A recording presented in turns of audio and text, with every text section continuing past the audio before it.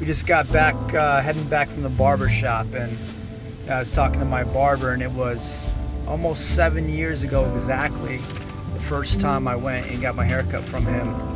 And we were just talking, we kind of laughing because it was 7 years ago on New Year's Eve. And in 2009, I cut my own hair for the entire year. I actually shaved my head. I would take those clippers and that I had a pair of, and I would shave my head, do a chew on top, and didn't really want to try to mess with a fade on the side or on the back at all, just because I'm not a barber. And I remember a lot of times in the back, my line would be a little bit messed up. But the reason I did that is because I didn't have the money couldn't afford to go to the barber and get my hair cut. So I just decided that was a good way to save money. And when I went to see him was because it was New Year's Eve, and I wanted to have my back and my sides cleaned up. And so my friend said, hey, I have a friend who's a barber who'll do it really cheap. And so I went to go see him. His name's Alex, alexthebarber.net.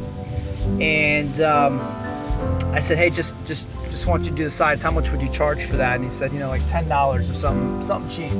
So I'd have to pay for a full haircut.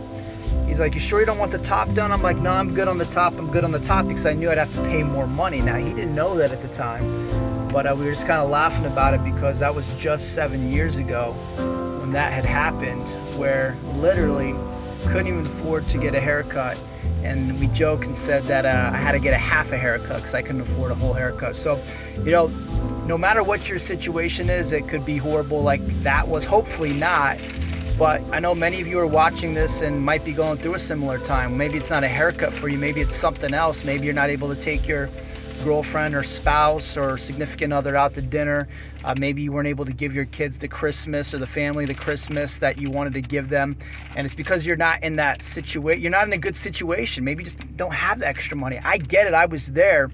And I'll just tell you this, that there is light at the other side, but it starts with you. You can't let things like that stop you, and you got to find an opportunity. And it's probably not going to be a job. It could be a job to get you at least surviving, but you got to find an opportunity. I would encourage you to go find a side hustle, at least a part-time business that you can start building. And if you don't know one, I got one.